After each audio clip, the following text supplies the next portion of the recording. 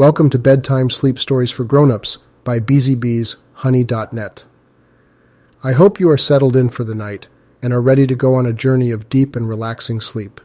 We've put these special bedtime sleep stories for adults for anyone out there dealing with insomnia, sleep problems, sleep deprivation, anxiety, pain, or any other kind of issues preventing you from getting enough sleep and being fully rested and ready to take on the day. We truly hope these stories can help you achieve the elusive, deep, and uninterrupted sleep. Please enjoy this episode and consider subscribing to our channel to support and help the spread of these sleep stories to people all over the world with the same issues that brought you to this video. Thank you for your support and a deep and uninterrupted sleep to you tonight. Let's begin. Chapter 15. The Call of Destiny. The morning sun cast a golden glow over the kingdom, ushering in a new day, a new dawn. The heroes had barely managed to get any sleep the night before, their minds still reeling from the revelations and the ominous foreboding that the unseen force brought. The castle was quiet, its occupants lost in their thoughts, preparing for the journey that lay ahead. The leader of the group, a seasoned warrior named Ethan, was the first to rise. He walked the castle's battlements, the cool morning breeze brushing against his face, carrying with it the scent of the sea from the nearby coast. He looked out into the distance, the rising sun painting the sky in hues of orange and red. Despite the beauty of the dawn, a sense of unease clung to him.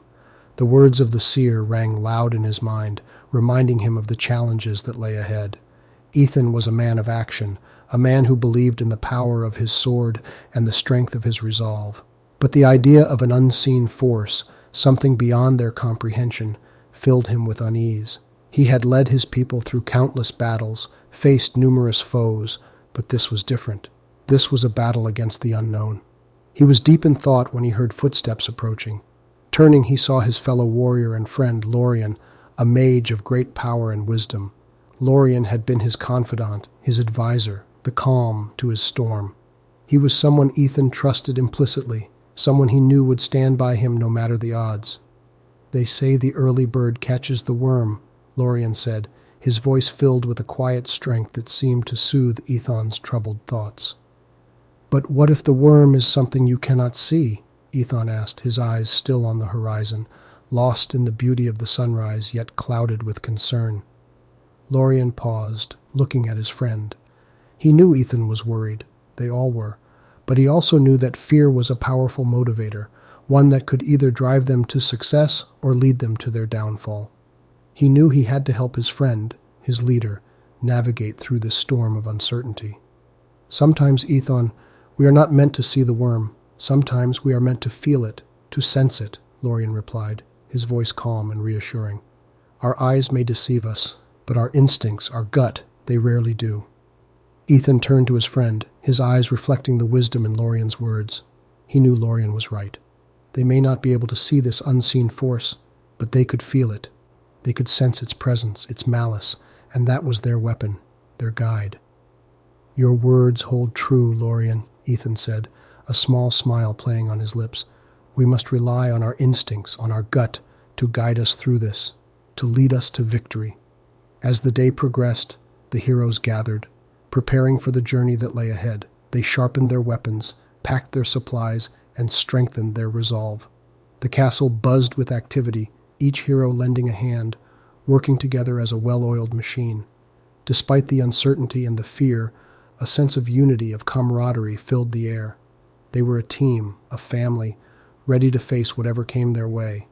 The profound lesson that emerged from this section was the importance of trusting one's instincts.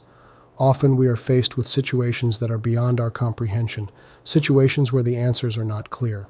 In such situations, we must learn to rely on our instincts, on our inner voice. Our eyes might deceive us, but our gut rarely does. It's this instinct, this innate ability to sense danger or goodness, that has been a part of our survival mechanism since time immemorial. In their quest to defeat the unseen force, the heroes learned to trust their gut, to follow their instincts, just as we must in our lives.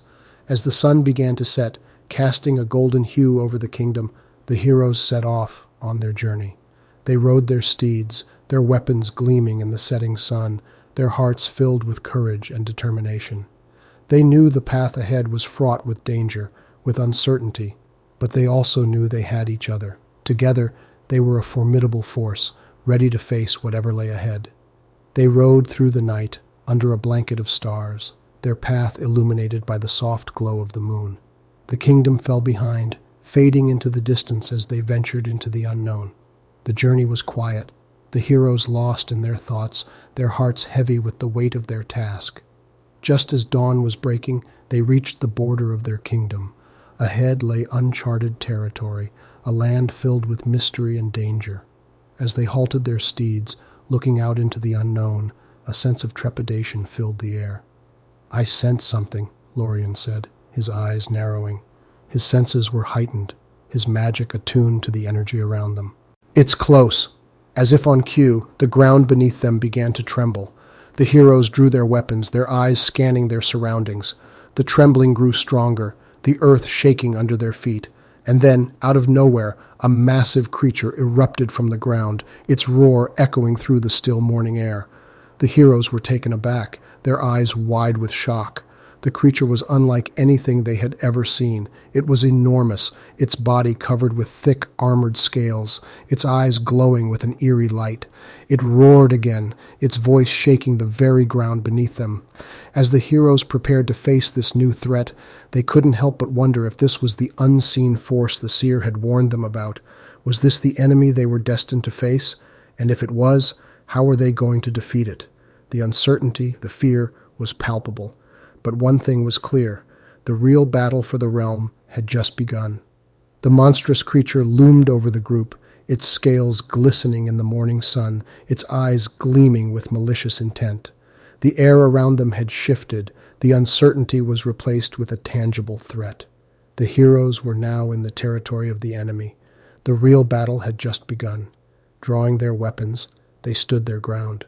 The creature roared, sending ripples of fear through the group. But they were not deterred. They had faced far worse than this and emerged victorious. They would do so again. "Stay together," Alden commanded, his voice strong and steady. He was the first to charge, his sword raised high. The creature responded by lunging at him, its massive claws aiming for his head. But Alden was quick. He ducked and rolled, slashing at the creature's underbelly. Alara was next, her staff glowing with magic. She cast a protection spell around the group, shielding them from the creature's attacks.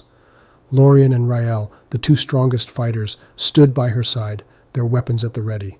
The fight raged on, the heroes battling the creature with all their might. But it was not enough. The creature was strong, its attacks relentless. It was then that they realized the true nature of their enemy. It was not just a physical being, it was a manifestation of their fears, their doubts, their insecurities. It was a test, a trial they had to pass to prove their worth. This realization changed the dynamics of the battle. The heroes were no longer fighting a physical enemy. They were battling their own demons. The fear, the uncertainty, the doubt. They had to overcome these to defeat the creature. They closed their eyes, focusing on their inner strength, their inner light. They embraced their fears, acknowledging them but not letting them control them. And then they attacked. Their movements synchronized, their attacks more potent. The creature roared, its body writhing in pain. It lashed out, its claws slashing through the air. But the heroes were ready. They dodged, they blocked, they attacked, and slowly but surely they started to gain the upper hand. The battle was intense, each moment filled with danger. But the heroes were relentless, their determination unwavering. They fought with everything they had, their spirits shining bright. And then, with a final, powerful attack, they struck the creature down. As the creature fell, its body disintegrating into thin air, the heroes breathed a sigh of relief. They had done it. They had faced their fears, their doubts, and emerged victorious. But as they looked around, their relief turned into confusion. The landscape around them had changed. The lush green fields had turned into a barren wasteland. And in the distance they saw a city, its tall towers gleaming under the sun. "What is this place?" Alara wondered, her eyes wide with shock. "I don't know," Alden replied, his voice filled with uncertainty. "But I have a feeling we're not in our realm anymore." The company of heroes had arrived in the ancient city of Zephyros, a place of fabled beauty, and renowned for its hauntingly tranquil atmosphere. They were drawn to it like moths to a flame, a yearning in their hearts that they couldn't quite understand. The city, bathed in the golden hue of the setting sun, was a sight to behold. Towering structures of marble and gold that glimmered with a celestial radiance, wide boulevards adorned with statues of mythical creatures, and an air of tranquility that was almost tangible. But something was amiss. The city was eerily silent. The streets, which should have been bustling with life, were desolate. The grand buildings and plazas, which should have echoed with the joyful chatter of people, were vacant. The heroes couldn't help but feel a sense of foreboding. It was as if they were intruding upon a place that was meant to be left alone. As they ventured deeper into the city, they stumbled upon a grand palace, a monument of architectural splendor. The palace, a towering structure of marble and gold, was the only place that seemed to hold some semblance of life. There were lights flickering within, casting eerie shadows that danced upon the ancient walls. With cautious steps, they approached the palace. The main doors, gigantic and adorned with intricate carvings, creaked open as if welcoming them. They stepped inside and were greeted by a grand hall, its splendor untouched by time. Suddenly a voice echoed through the hall, rich and resonant. It came from the far end of the hall, where a figure sat on a grand throne. He was an old man, his hair as white as snow, and his eyes twinkling with an inner light.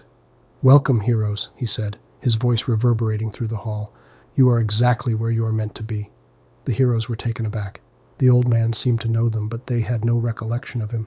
It was as if he had been expecting them. The old man went on to narrate a tale about an ancient prophecy, a tale about them. As they listened, they began to understand their purpose. They were not here by accident. They were here to fulfill a prophecy that had foretold their arrival centuries ago. The old man spoke of a great evil that was stirring in the realm, an evil that threatened to plunge the world into darkness. And they, the heroes, were the only ones who could stop it. But as the old man spoke, the heroes felt a shiver run down their spines.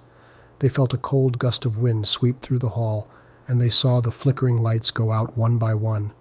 As the last light went out, the hall was plunged into darkness. The heroes could sense a presence, an evil presence that made their hearts pound in fear. As they reached for their weapons, they heard a chilling laugh echo through the hall. "Welcome to Zephyros, heroes," the voice said, its tone dripping with malice. "Your journey ends here." As the voice faded, the heroes were left in utter darkness. They could sense the danger that lurked in the shadows, but they could not see it. They were in a city they didn't know, facing an enemy they couldn't see, and their journey had just taken a dark turn. The darkness was disorienting, to say the least. The heroes had barely had time to digest the words of the old man before the lights had been snuffed out, and a new, menacing voice had emerged from the shadows. The chilling laughter that followed still echoed within the grand hall, amplifying the sense of dread that had washed over them. They stood still for a moment, trying to orient themselves, their hands tightly gripping their weapons. The silence that followed was deafening, broken only by the heavy, uneven breathing of the heroes. Their minds were racing, trying to piece together the puzzle that was Zephyros and the prophecy the old man had revealed. After what felt like an eternity, a small flicker of light appeared in the distance, growing steadily brighter. It was a single torch, its flames dancing wildly, casting long, dark shadows on the walls of the hall, and in its glow they saw the source of the menacing voice. It was a man, or at least it used to be. He was tall and gaunt, his skin a sickly pallor. His eyes glowed with an eerie light, and he wore a malicious grin on his face. He was a stark contrast to the grandeur of the palace. "Welcome, heroes," he said, his voice echoing through the hall. "I've been waiting for you." The heroes were taken aback. The man before them was nothing like they had expected. He was not a towering beast or a formidable warlord. He was just a man, albeit one that radiated an aura of malevolence. The heroes readied themselves for battle, their eyes never leaving the man. But the man made no move to attack. Instead, he started to speak, his words filled with venom. He spoke of his hatred for the prophecy, for the old man, and for the heroes. He spoke of his plan to plunge the world into darkness, to create a realm where he would rule unchallenged. And he spoke of his delight in seeing the heroes, the supposed saviors of the world, standing helpless before him. As the man spoke, the heroes felt a wave of despair wash over them. They had come to Zephyros in search of answers, only to be faced with a grim reality. They were standing against a formidable enemy, and their journey had taken a dark turn. The tension in the hall was palpable as the man finished speaking. The heroes looked at each other, a silent agreement passing between them. They were not going to back down. They were not going to let this man destroy their world. With a battle cry, the heroes charged at the man, their weapons raised. But as they neared him, the man simply vanished, his malicious laughter echoing through the hall. The heroes skidded to a halt, their eyes darting around the hall. But the man was gone. All that was left was his chilling laughter and the flickering torch that had once illuminated his figure. The heroes stood in the middle of the grand hall, the reality of their situation sinking in. They were in an ancient city, facing an enemy they couldn't understand, and their journey was far from over. The prophecy had brought them to Zephyros, and they had to fulfill it, no matter what stood in their way. The heroes, now alone in the grand hall, were left to contend with the aftermath of the spectral figure's appearance and the dark promises he'd left in his wake. The ancient city of Zephyros, which had initially seemed tranquil and inviting, now held a sinister mystery that needed unraveling. The flickering torch that once illuminated the spectral man was now their only source of light, casting a harsh glow across their resolute faces. They moved through the grandeur of the palace, the eerie echo of their footsteps serving as a stark reminder of their solitude.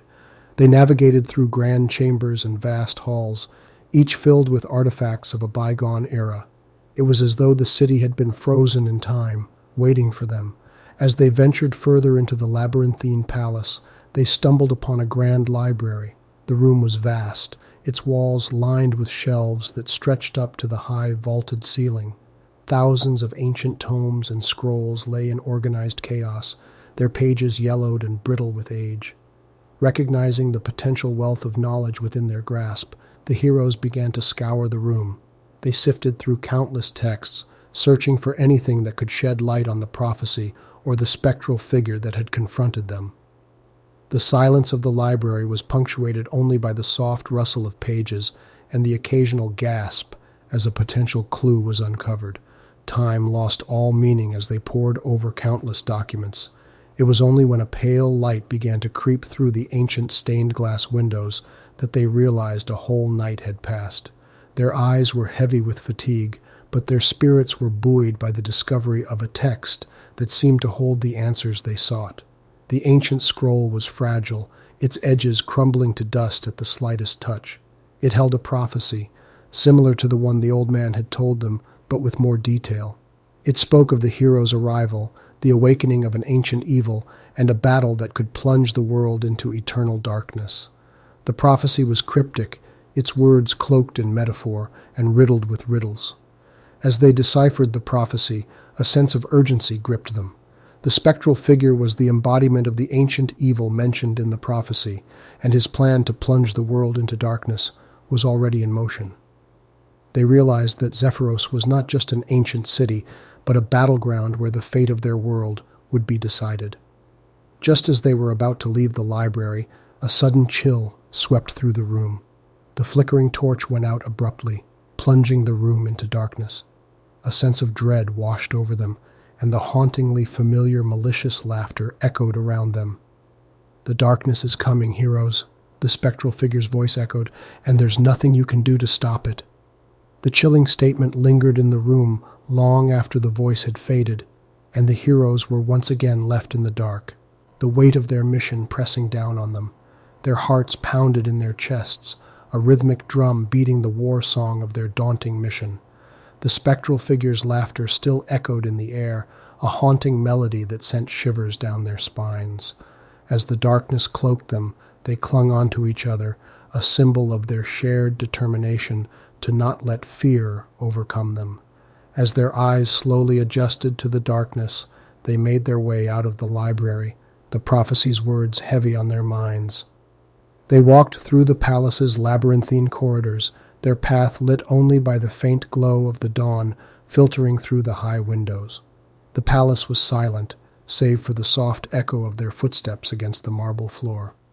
They moved with a new purpose, their path taking them deeper into the palace's heart, guided by the cryptic words of the prophecy. Their journey led them to the grand throne room of Zephyros. The room was as regal as it was ancient, its grandeur untouched by time. At the end of the room, a grand throne sat, bathed in the first light of dawn that filtered through a large window behind it. However, their moment of triumph was short-lived. The ground beneath them started to rumble, the palace walls shaking with an unseen force. The sword in their hand grew warm, a beacon of light against the impending danger. The spectral figure's laughter echoed through the room, louder and more menacing than before. "The end is nigh, heroes. The darkness is here." His voice echoed ominously. His presence felt stronger than ever. As the ground continued to shake, a large shadow appeared to be growing outside the window behind the throne, blocking out the early morning light. The darkness was indeed here, and the heroes were its only hope. We've now come to the end of this chapter. Please find the next chapter on our YouTube channel. Subscribe to be notified of new stories and chapters are published. Thank you for listening and have a wonderful and peaceful night. Stay tuned for sleep music coming up.